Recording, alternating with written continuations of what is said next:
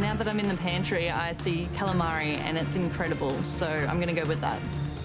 I see fennel and shallots and lots of things that are just marriage when it comes to calamari.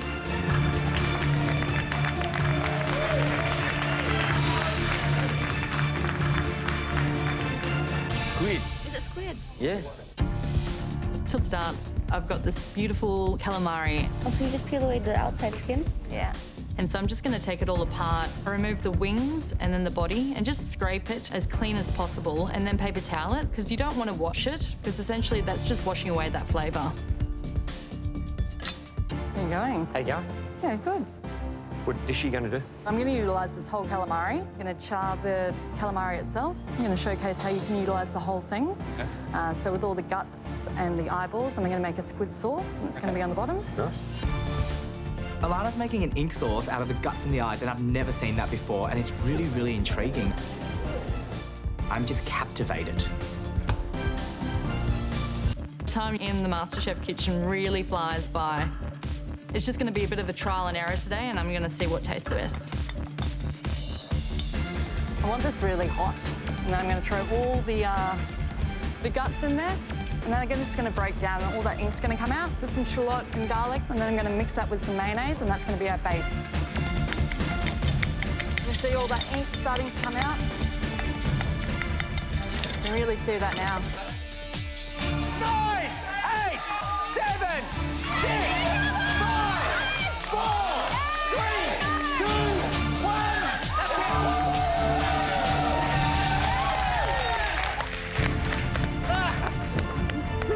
Time's up. I feel like top of the world. Oh my God! That's so beautiful.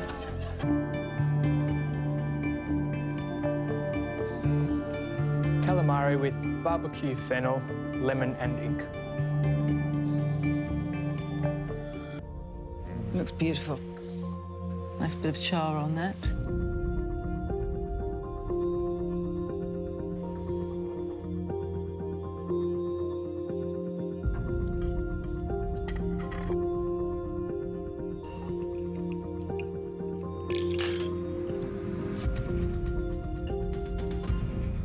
I want more.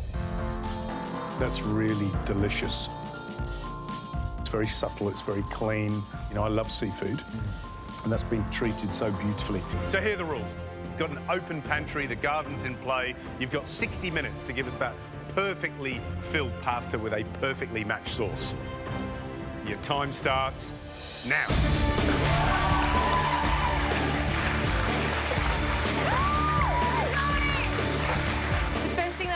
To is get my water onto boil. Time goes so quick in the MasterChef kitchen. It's really easy to forget things. I can't cook pasta unless I've got salted boiling water. This way, I won't forget about it. I already have a dish in my mind. Got it. The filling that I want to make is roast pumpkin, garlic and goat's cheese. They're my favourite flavours to go in a pasta, so that's what I want to work with. I felt pretty good about the challenge because I love Italian food and pasta is one of my favourites. And I love mushrooms, so I'll be doing a mushroom stuffed ravioli with porcini broth and burnt sage butter. Hello, Olivia. Hello. How's it going? Hey, Olivia. That's good, I think. I'm getting a workout and eating the dough. What's the filling? The filling is a fairly traditional pumpkin filling, and then it'll just be a burnt butter and sage sauce with a pancetta crumb. You haven't got long left, have you? No. You've got to get that in the fridge resting. Yes. Come on, Olivia. 30 seconds! I've left the pasta to the last possible moment. Go, Olivia! I toss the ravioli into the burnt butter sauce and plate up as fast as I can. Come on, Olivia! Come on, Olivia. Make sure everything's on10 there! seconds. 9, 8, 7, 6, 5, 4, 3, 2, 1. That's it. Time's up. I'm really happy that I got all the elements on the plate, but I'm worried that in the rush I didn't use enough of my butter sauce. First up, Olivia. I'm really happy that I got all the elements on the plate, but I'm worried that in the rush I didn't use enough of my butter sauce. What have you cooked for us? It is a pumpkin and thyme-filled pasta, bread and pancetta crumb with a burnt butter and sage sauce. The question is there a sauce? And I know we saw you toss your pasta in the burnt butter, but there was a large bowl of burnt butter there. Yeah. Generous with crumb, with sage, with pancetta. You should have been more generous with the butter. But it's pretty. It's a very pretty dish. And the little raviolis themselves are fantastic.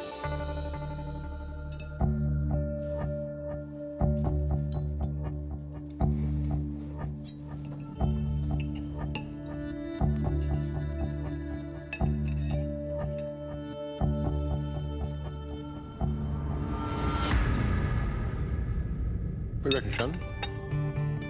Well, from the brief perspective, the ravioli's nice. The only thing is that what Marco mentioned about the butter, when you add more butter and it actually becomes a sauce, you don't get that greasiness. There's a slight greasiness. But look, watching you work, I was like, soda bread, my God, what are you doing? But actually, you know, I have to apologise to you because to put that technique into there, I think that's a great idea. Nidhi, you're next. My ravioli hasn't turned out the way I wanted it to be, but I'm hoping that I've done enough to impress the judges. I really want a chance to fight for the immunity pin. Nidhi, what have you cooked? Mushroom, ricotta, and bacon ravioli with porcini broth and some sage butter and bacon crumble. It does look rich, doesn't it? Although those ravioli aren't the most even.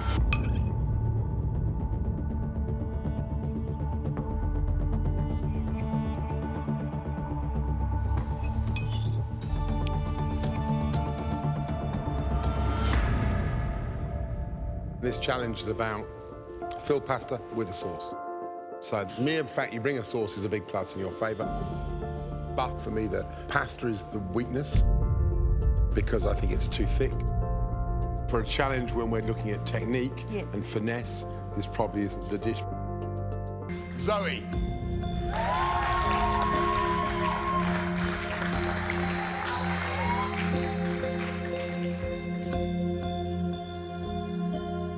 Zoe, what have you cooked?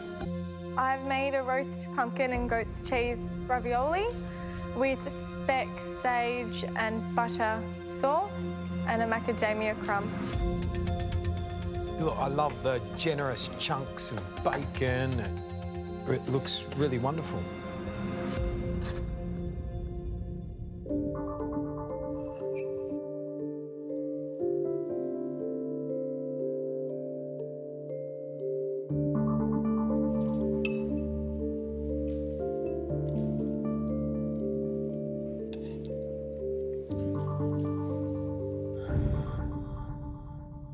I love it.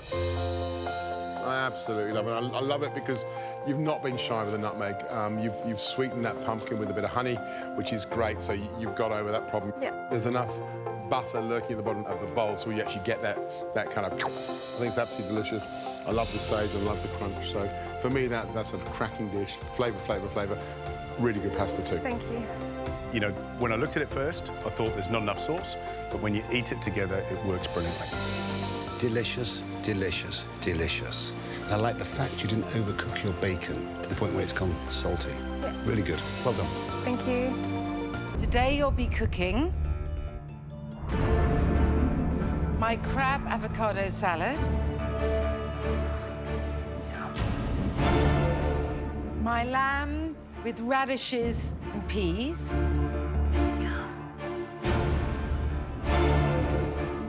and my coffee panna cotta with chocolate coffee sauce.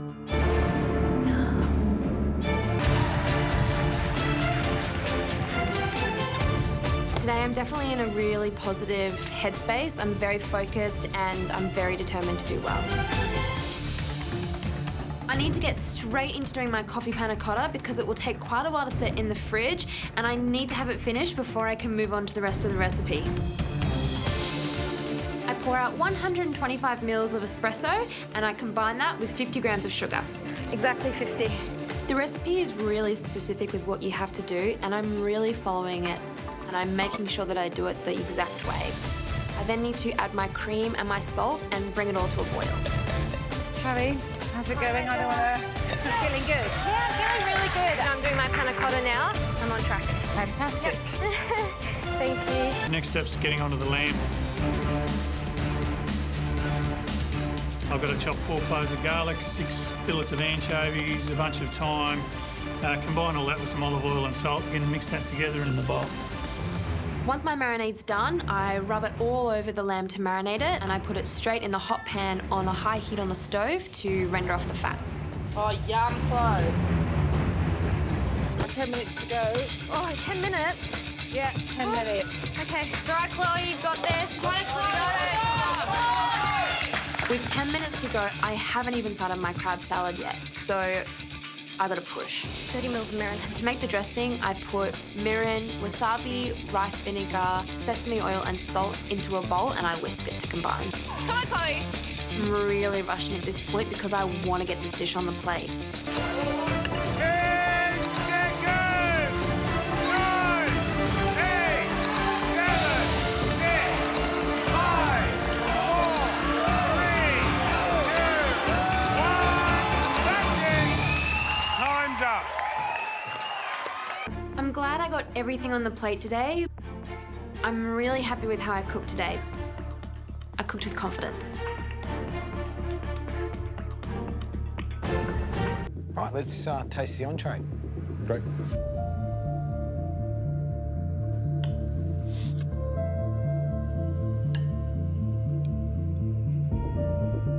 Nice amount of chilli.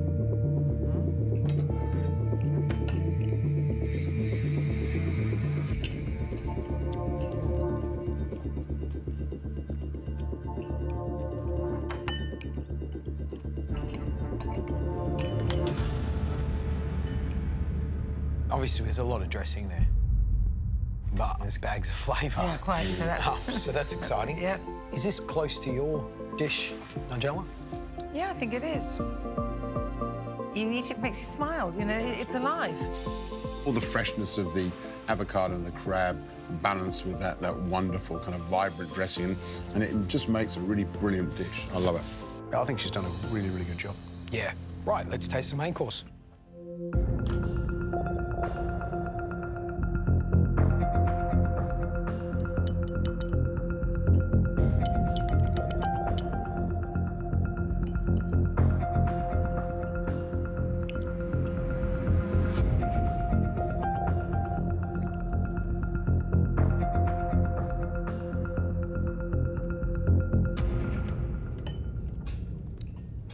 Geez, that lamb's cooked well, isn't it? Yeah. Peas good? Peas are very good. The peas are well seasoned, the meat's well seasoned. I've just eaten a really tasty plate of food. Right, let's taste dessert.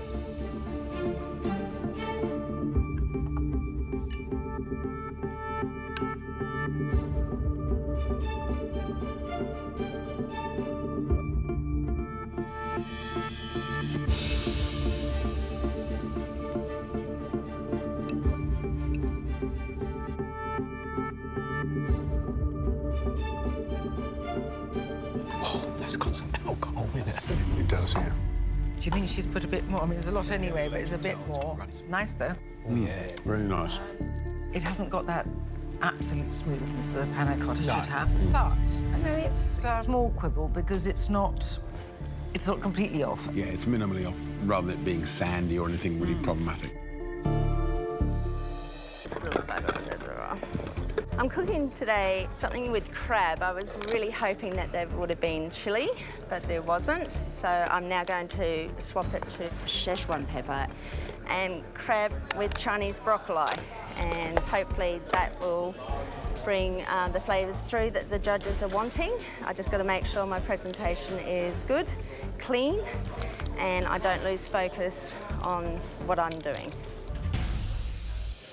15 minutes minutes to go. Don't make this your last 15 minutes in this kitchen. Come on, let's go.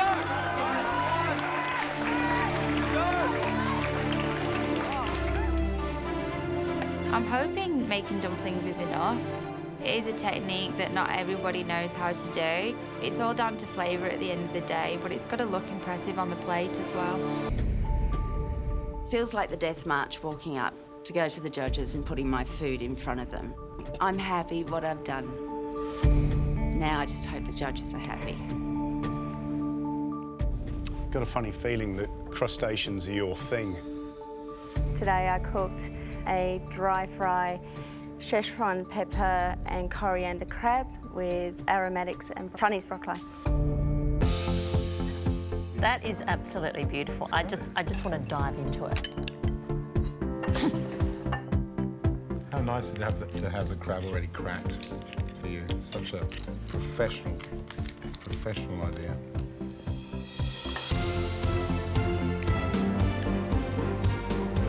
I've got a nice chunk of body here, and it's full of this amazing, how good is that? Yeah, so I've got the same as beautifully well. cooked white meat. There's wisdom and restraint, life experience, generosity in this dish, and it's a true reflection of who Rachel is.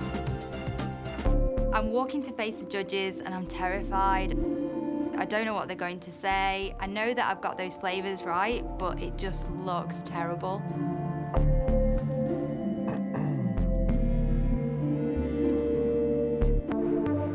Let's talk about your dish, Tapani. Just explain the dish to us.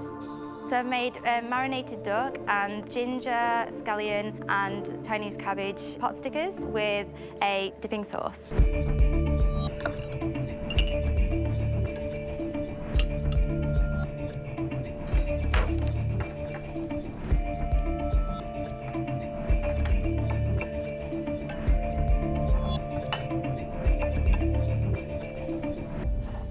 What a shame they weren't plump, there wasn't more. They're actually quite tasty. The pastry's silky. It's not tough. The filling's great, and you know the pastry's fantastic. The pastry's great. The duck's delicious because it's got the fat in it. I like the sauce. The sauce is delicious. I like the fact that it's, you know, sweet and sticky and gingery and, you know, it's delicious. Bring us one delicious dish using your loaf of bread. You've got an open pantry and the garden is in play. For my bread challenge, I'm going to do beautiful crusted chicken schnitzel with herbs and an Italian potato salad. To make a schnitzel sounds quite easy and just a simple dish to make, but you have to really be careful because you need that chicken breast really, really juicy and moist. All righty, Gina, what was the first thing that sprung Chicken to mind? schnitzel. I love chicken. Chicken schnitzel. I usually brine my chicken breast first. Yeah. And then after that, I'll make a savoury breadcrumb thing with some parmesan and parsley and salt and pepper. Right. So good crunchy coating. Good crunchy Brining, coating. you really have to ask yourself, you know, you've got 60 minutes, but you don't now, you've got 50. Yep. So what's it going to do in that? Today I'm making my nonna's meatballs.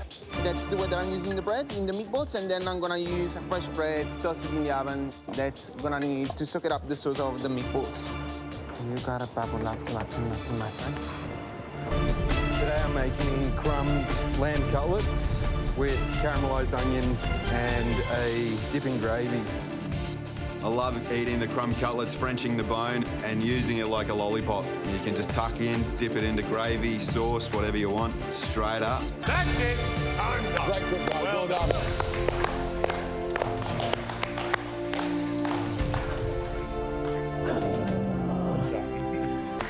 I'm feeling great, honestly. Those meatballs are so beautiful. They're unbelievable. And I hope to make my nonna proud. They do look good. And that's why we picked them. They look fantastic. So, your nonna's recipe? Yes, always. I think you should cut one open. Oh, and see. Let's see how it looks.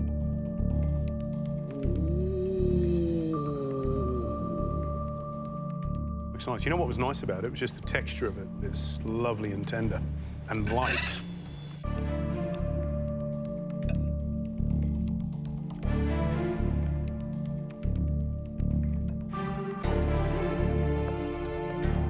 warming the cockles of my heart.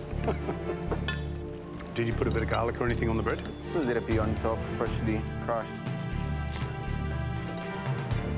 It's really weird because at this point in the competition I'd be going, meatballs, really? Are they that impressive? But they are so delicious. And it's very rare in this competition that people get it right. Beautiful. I love it. Yeah. We know what you're thinking. You're thinking this is too simple. But we reckon it looks pretty good, don't we? Yeah, and look, I think the thing about simple is if it's simple and it's brilliant, if it's one of the best schnitzels we've ever tasted, then you got the chance. So we're just hoping that schnitzel's golden and crunchy on the outside, lovely flavour on the crumb, and the chicken perfectly cooked. Was the brining worth it? Yes, was the brining worth it? So what have you put with the schnitzel? What it is Italian potato salad. A crumb made with the bread, some parmesan, oregano, salt, pepper, and oregano. You're American now, are you? What about oregano? Oregano. I love the crunchy sound.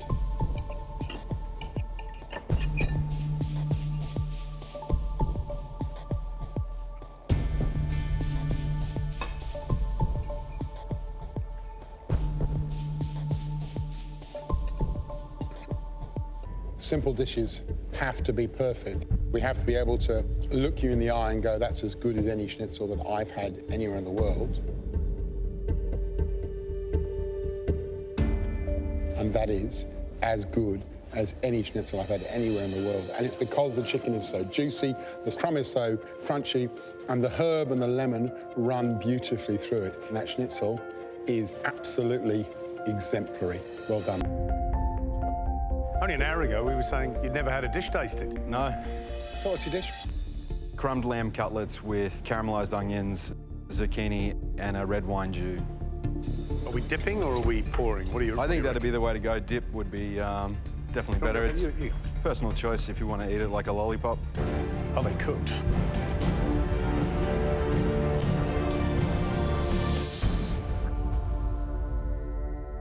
They look like they're just a little bit over.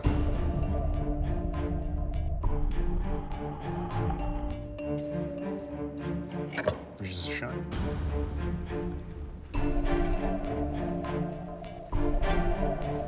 Oh, that sauce is good. It's very tasty, very intense, isn't it? You know, it's a shame, right close to the bone. Yeah. Beautifully cooked. Thing is, they're not dry. Lovely crispy coating, and the combination of those kind of sweet caramelised onions and that sauce is just smooth and delicious. The onions are a lovely contrast against that with the vinegar in them. The crunch is phenomenal, and you know, I think we're all worried that fresh breadcrumbs are going to get enough crunch in there, but you fried them hard. Yep. So an absolutely delicious dish. You have 60 minutes to bring us a delicious dish using only the ingredients in this spaghetti bolognese. Okay. I'm making pan-fried rum with anchovy butters, smoked carrot puree, and caramelized onion. Sashi, don't turn it too much. Think of the marks. I'm just putting one line. I want to make a tortellini with guanciale and cheese filling with sweet but kind of acidic tomato sauce on the bottom. Today I want to impress the judges with my flavors. The sauce has to have a sweet and a little bit of acidic flavor. And the filling has to have a strong savory flavor. What is it, Sashi? Pan-fried rum with anchovy butter, smoked carrot puree, and caramelized onion. That looks beautiful, look at that. Yum.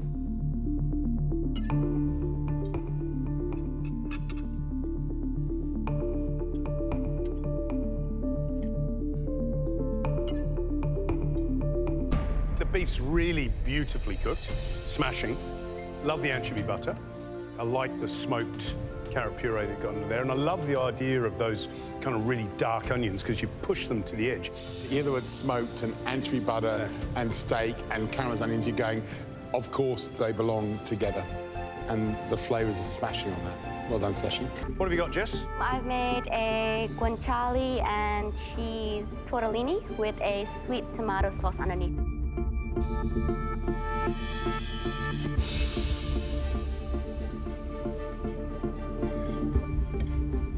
think the tortellini are fantastic. The filling, it's really tasty. The sweetness of the tomato actually balances against the saltiness of the Parmesan crisp and the saltiness of the filling. And I think guanciale and Parmesan cheese and bacon filling in a tortellini is a smart idea. Yeah. Great technique. Chloe. Spaghetti with anchovies, lemon, and parsley. The combination of guanciale and anchovies is surprising. I think that's a brave step, and they work really well together. Aldo. Pasta alla carbonara. I think it's got bags of flavour. It's an impressive dish. You're hitting your strides. It's really good to see. Thank you. Samira. Yarpak kingal, it's Azerbaijani traditional dish. It's a little plain. The missed opportunity for me is that the really tasty bit is the onion, because you just get a lot of beef mince and a bit of pasta. So if you change the proportion of that, you'd have a really yummy dish. Next up, Khan. I'm really proud of what I'm presenting to the judges. I just hope the flavours are balanced. So I've made a dark pork broth with roasted pork, crackling, and cute little dumplings. Well, hello.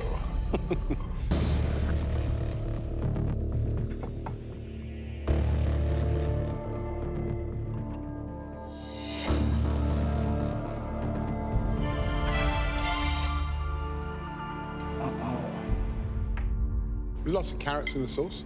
Lots of carrot tomato sauce. It's a carrot sweetness. It's really interesting. It's brilliant, and that sweetness is great. I know that we were concerned about the bitterness, that the bitterness has dissipated. And it's surprisingly flavoursome. The pork, beautifully cooked, the crackling, super crunchy, against the silkiness of the dumpling skin, wonderful. I think it shows some lateral thinking, using the ingredients from that bolognese and coming up with something completely different. And we love it. Thank you. I need to prove that I can come up with the MasterChef standard dish using ingredients which cost under $1 and try and come up with something that will impress the judges. Today I'm making a ginger poached pear with lemon meringue. My daughter Emily and I love to make lemon meringue pie.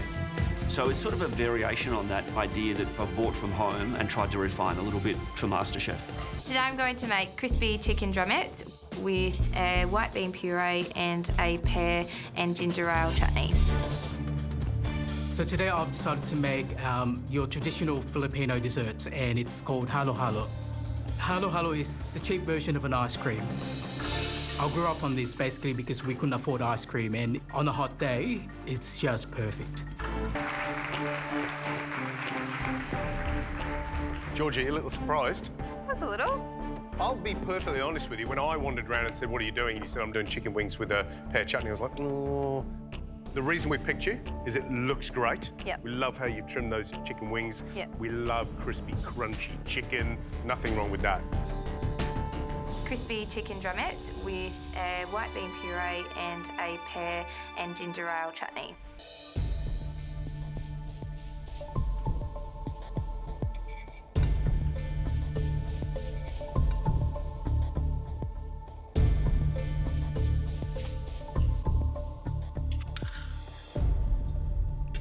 You know what I like? It's a clever dish on a budget.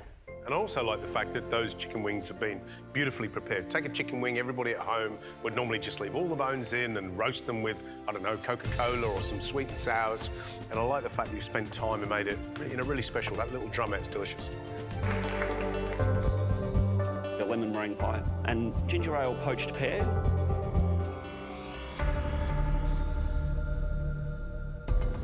That looks good. Oh, it's cute. Yeah, looks good. It's nice.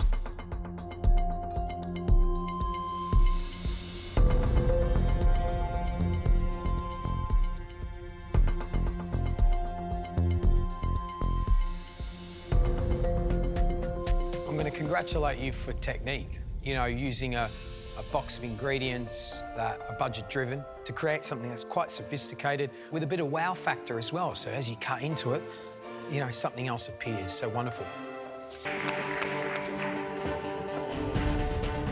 It's a Filipino dessert. It's called halo-halo. It looks spectacular, honestly. Looking forward to it.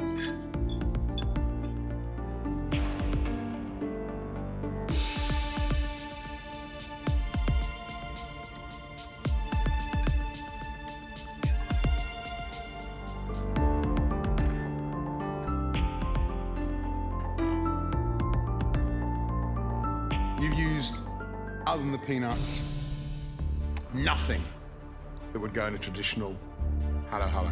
Yeah. That's why I love this dish. Love it. You're going to have 60 minutes to bring us a dish with a thrilling filling.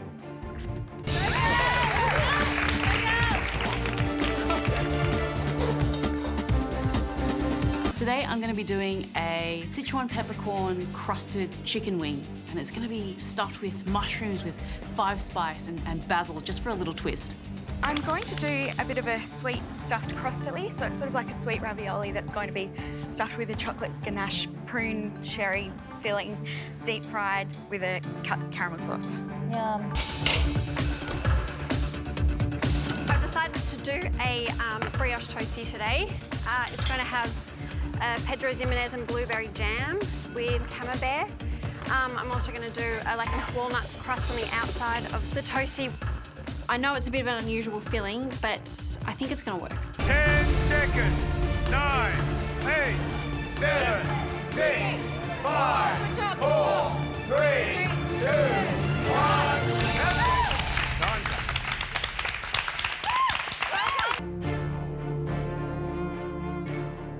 Right, Eloise, what did you cook? I've done some crostoli filled with chocolate prunes and Pedro Ximenez.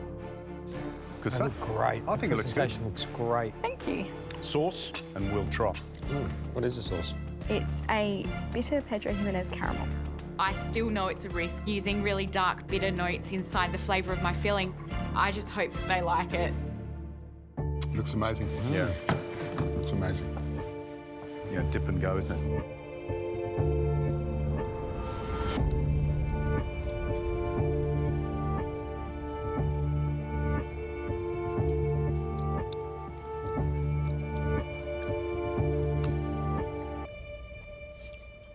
Bitter is really the new black at the moment. Bitter flavours are bang on point. This is a really bitter dessert. There's enough freshness there from the plums. It's delicious. Yeah. It's beautiful. And I love the bitterness, because when you get a bit of that cream, it just helps. It's a beautiful dish, and it's filled and it's yum. Eliza, what have you cooked? Today I've cooked a blueberry jam camembert brioche toasty with a salted walnut crumb.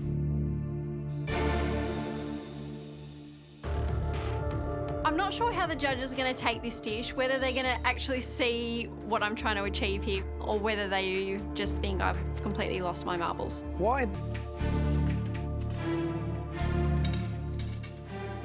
All right, let's have a look inside.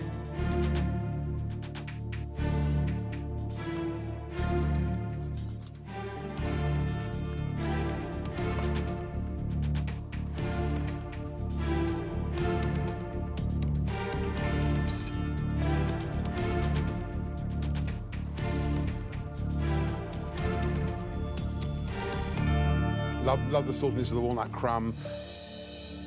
Love the colour that you've got in the brioche around the edge. Not enough cheese, more flavour punch, just to balance the kind of the sweet sourness of the jam, really. You know what they're doing for me? They're just making me smile. And regardless of whether we're thinking about the camembert, it's got loads of filling. The blueberry jam's delicious. I love the salty walnut crumb, and it's a proper toasty. I like them. Thanks. I like them. Wow, this is going to be an interesting conversation. So, Sarah, what you got for us? So today I've made Sichuan crusted chicken wings stuffed with mushrooms, 5 spice, basil, and a little tamarind sauce down the bottom. It looks beautiful, pretty as a picture, but it's all about that filling inside. Oh, sound crispy. Oh, yeah. There's definitely filling there. Yep. Yeah. Wow. So you've ticked that box. Now, is it thrilling? I'm just going to go in like this. Great.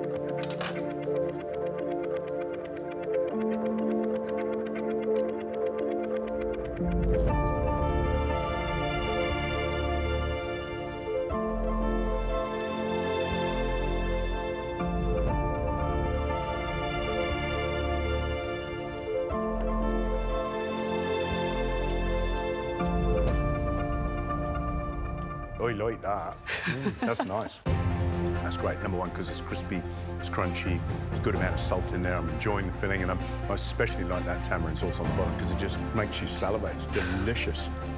And it makes me happy that. And the filling, the texture of it when it breaks up in your mouth is delicious. Those mushrooms. Yeah.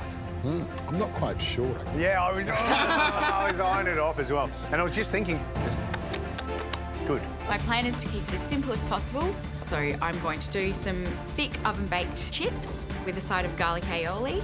I lay my potatoes in a tray, plenty of olive oil, some sprigs of rosemary, and I throw them in the oven. Come on, Sam. Let's go, Sam. Let's go. Veggie. Come on, Aaron. Today I'm going to triple cook the chips. I'm going to put them in boiling water to part cook them, take them out and get them in the freezer, and then get them back into the deep fryer at a low temperature. Then I'll put them in the freezer again. Really important that they dry out and cool in between to make sure you get the real crispiness on the outside when they're finally cooked. Then I'll finish them off with the second fry to get them nice and crunchy. I need to get on with the barbecue sauce, so I chop up an onion, I deglaze the pan with a bit of bourbon, add the chopped tomatoes. And grab some Worcestershire sauce and some soy sauce to make sure it's got that real smoky flavour to it. And then leave that to reduce down to make a nice, sticky, tasty sauce. Aaron, Hi. so chips, barbecue sauce, yes? Yes, they're triple cooked chips. I boiled them first, then cooked them at 160 in oil to seal them, and then crunched them up at the last minute. But then, you know, the problem is when things are as crunchy as that, everything goes out of our mind other than must eat.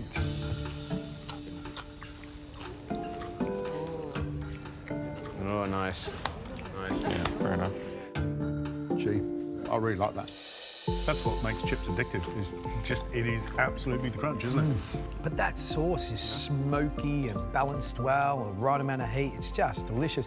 And the right dippiness. Does that make any sense? Yeah. Dippiness is important. There is a dipometer, and that's... Yeah, on the dipometer scale. Stand up. Great. Get me away from them now. Yeah. Nice looking. Louise? Hi. What is it? This is twice cooked chips with a whiskey sauce. A whiskey sauce. What else is in the sauce? I had some tomato passata and some apples, which I stewed and then pureed through. You pleased? Considering it wasn't what I initially intended to do, I'm happy with how it's turned out. Certainly lots of crispy bits in there. I left all the crispy bits on because they're my favourite bits.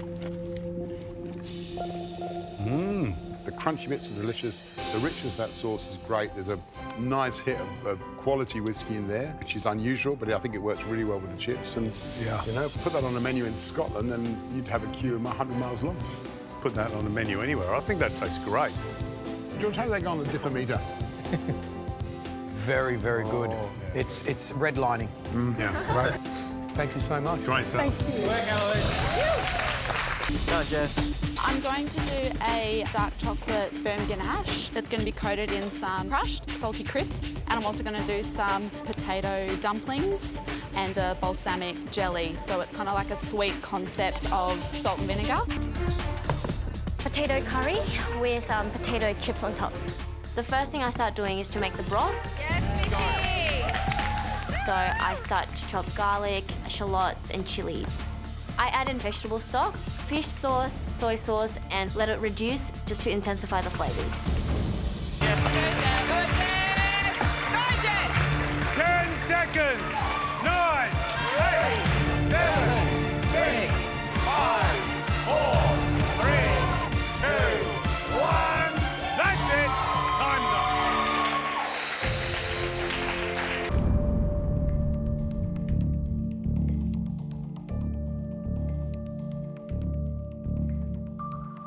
Can you tell us what the dish is?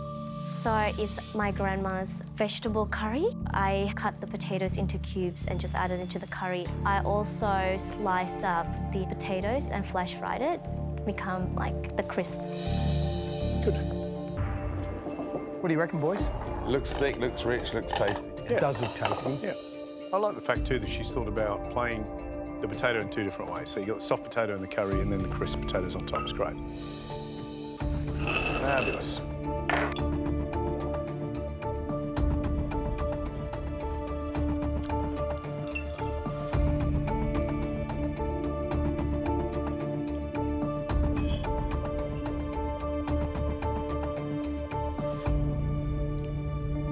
That is a warm, fuzzy bowl of Indonesian love, isn't it?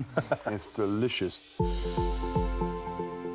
The silkiness of the potato is perfect, and those crispy potatoes on top, absolutely a soup that is all about the humble spud, but elevated the way we wanted it. Very subtle and clever use of spices. It's not too hot, it's not too spicy, it's not too funky, it's not too out there. There's no chicken, there's no beef, there's no seafood in it, and you don't need it. Yeah. I think the judges are either going to love it or they're going to hate it. What have you cooked? So I've made for you my sweet version of salt and vinegar, a chocolate ganache, potato dumplings, crispy, salty potato crisps. There's a balsamic gel underneath. It has that vinegar hit and fresh pomegranate seeds. Oh, Jess, you left nothing behind in that cook, did you? How pretty is that? I love that. It's a big surprise. I had absolutely no idea that this dessert would look delicious. Yeah.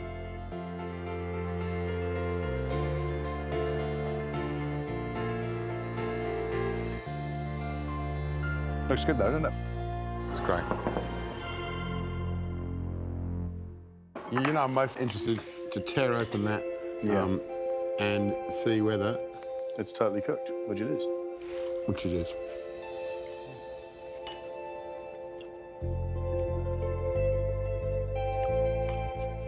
That's delicious. Wow. Gee, that is absolutely fabulous, isn't it? That is so balanced between salty, sweet. The bitterness of chocolate is so yum.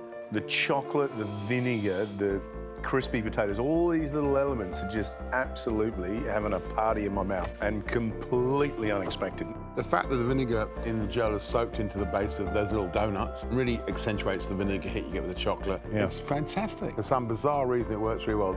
She has ticked the brief in all aspects and blown my mind at the same time. Yeah.